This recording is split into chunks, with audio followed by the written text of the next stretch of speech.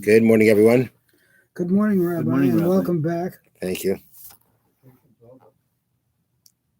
What'd you say? I said my vacation is over. That's correct. Perek Gimel Mishna Daled.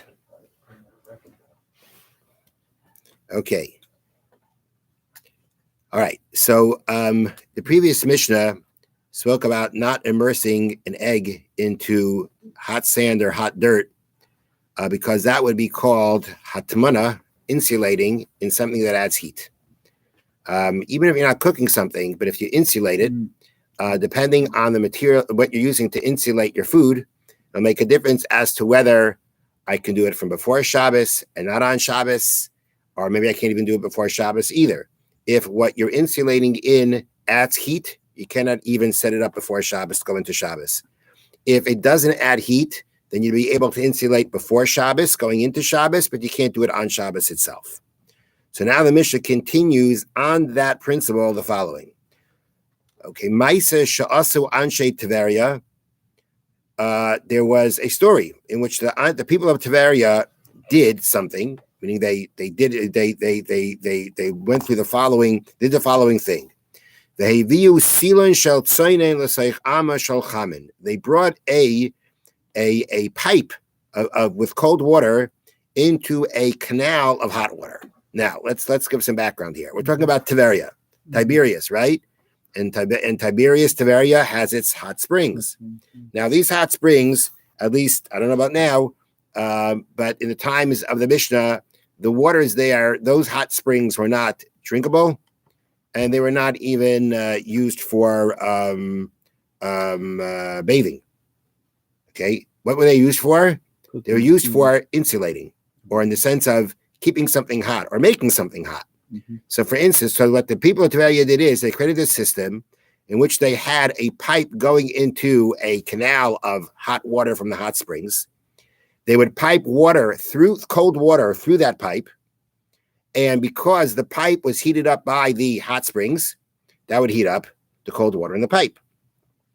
Now, they would do this in a way, they could do this in a way that they could do this during the week. Wouldn't it be a problem? The issue was they were doing it in a way that the cold water was going into the pipe that was in the hot springs on Shabbos itself. Okay, they were basically warming it up on Shabbos. Now, from the point of cooking, there was no cooking issue here because really the system was already set up before Shabbos to automatically go.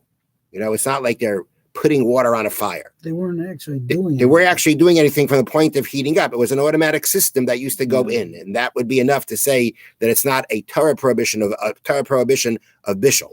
However, what it was a problem was of hatmana, meaning the same way we don't allow you to insulate something in something that adds heat to your food.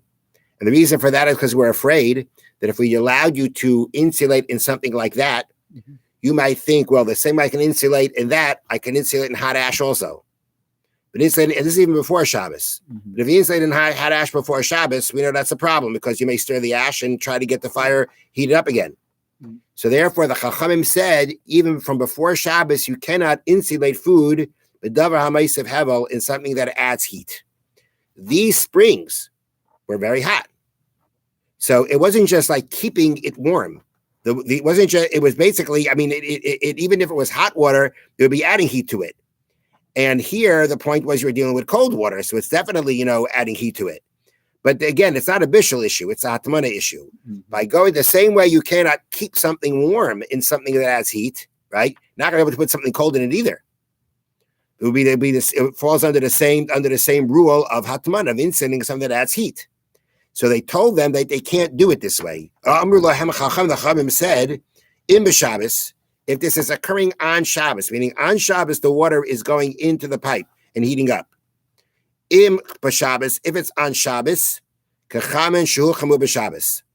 it's like hot water heated up on Shabbos.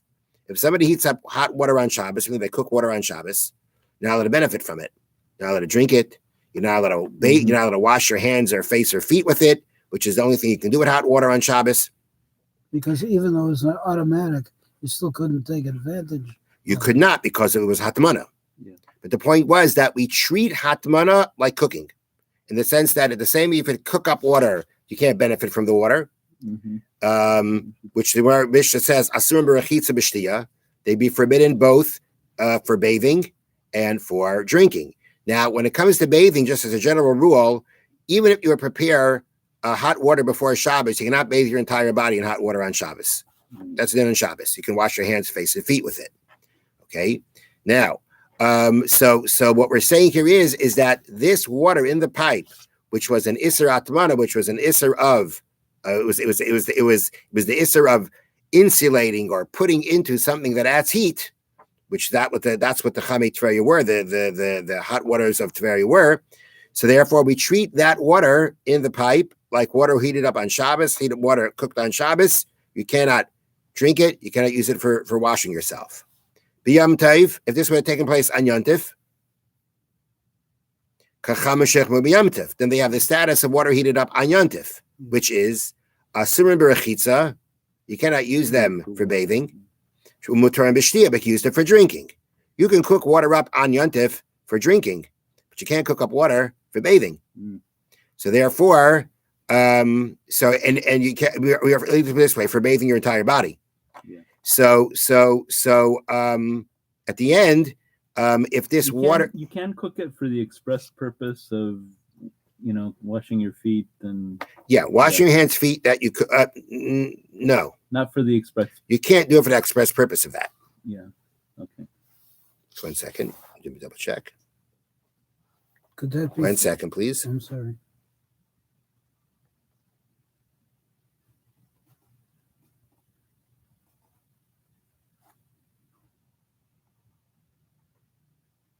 Yes, you could for hands, face, and feet.